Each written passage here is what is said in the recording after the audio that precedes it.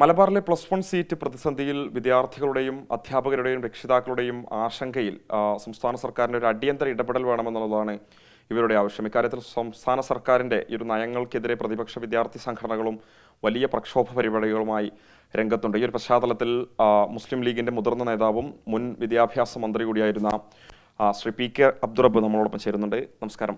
ഈ പുറത്തു വരുന്ന കണക്കുകൾ അത് ഡയറക്ടറേറ്റ് പുറത്തുവിടുന്നതാണെങ്കിലും നമ്മുടെ വിദ്യാർത്ഥി സംഘടനകൾ അവർ കൃത്യമായ കണക്ക് ശേഖരിച്ച് വിടുന്നതാണെങ്കിലും അത് 100% ശരിയാണ്.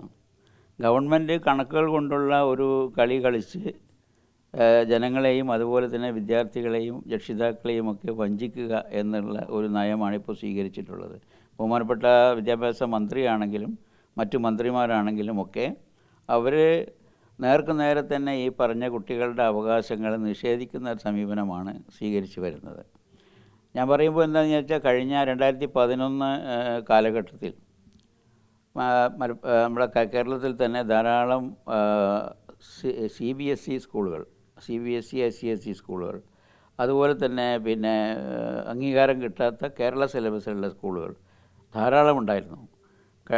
അതിന് മുമ്പുള്ള ഇടതുപക്ഷ ഗവൺമെൻറ് അതിനൊന്നും അംഗീകാരം കൊടുക്കാത്തതുകൊണ്ടും CBSEക്ക് NOC കൊടുക്കാത്തതുകൊണ്ടും ധാരാളം സ്കൂളുകൾ പ്രവർത്തിക്കാൻ കഴിയാതെ നിന്നിരുന്നു.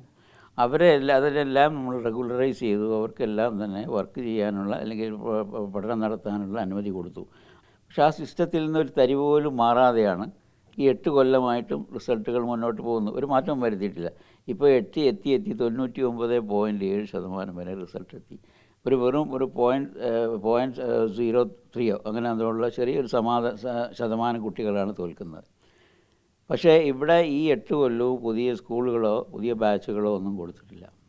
+2 പഠിക്കാനുള്ള സീറ്റ് ചോദിക്കുമ്പോൾ പോളിടെക്നിക്കിൽ സീറ്റുണ്ട്, ITIയിൽ സീറ്റുണ്ട്, ITCയിൽ സീറ്റുണ്ട് എന്നൊക്കെ വൊക്കേഷണൽ ഹയർ സെക്കൻഡറി സീറ്റുണ്ട് എന്ന് പറയുന്നത് ഒരു ഞൊണ്ടി ന്യായമാണ്. ശരിയായ രീതിയിലുള്ള ഇതല്ല. ഈ കണക്കുകൾ പരിശോധിക്കുമ്പോൾ തെക്കൻ മേഖലകളിൽ ഒരുപാട് ഒഴിവ് വരുന്ന സീറ്റുകൾ കാണാൻ സാധിക്കുന്നുണ്ട്. അതേസമയത്ത് വടക്കൻ മേഖല, വിശേഷം മലപ്പുറം ജില്ലയിൽ ഒരുപാട് വിദ്യാർത്ഥികൾക്ക് അവസരം ലഭിക്കാതെ പുറത്തെടുക്കുന്നുണ്ട്, മുഴുവൻ A+ ലഭിച്ച വിദ്യാർത്ഥികൾ പോലും. അപ്പം എന്താണ് യഥാർത്ഥത്തിൽ ഈ സർക്കാർ തലങ്ങളിൽ അതുമായി ബന്ധപ്പെട്ട കണക്കുകൾ പരിശോധിച്ചുകൊണ്ട് അധിക ബാച്ചോ അല്ലെ സീറ്റോ ഒന്നും അനുവദിക്കാനുള്ളൊരു നീക്കം നടത്താത്തതിനെക്കുറിച്ച് എന്താണ്? അതന്നെ ഞാൻ പറയുന്നത്. കാരണം UDF ഗവൺമെൻറ്റുള്ള സമയത്ത് തെക്കൻ ഭാഗങ്ങളിലും വടക്കൻ ഭാഗങ്ങളിലും പുതിയ സ്കൂളുകൾ അനുവദിച്ചിട്ടുണ്ട്. വിദ്യാർത്ഥി സംഘടനകൾ ആകെ സമരം ചെയ്തിരുന്നത് മറ്റു കാര്യങ്ങൾക്കാണ്.